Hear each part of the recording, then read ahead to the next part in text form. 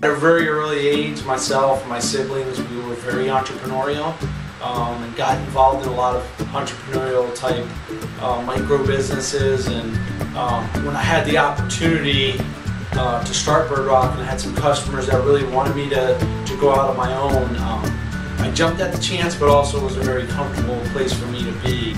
Our difference as a company is really in our core values and who we are as a company. If I look at our customer service, immediate response to our customers, we take that very seriously. Also, we look to build long-term relationships with customers as well as with our partners.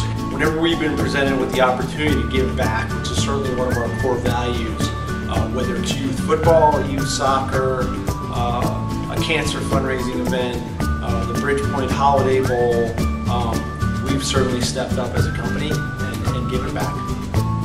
As a company, we believe in immediate response, so responding to customers as fast as we possibly can and exceeding expectations at every turn, whether it's delivering a project or responding to an immediate issue, providing a quote.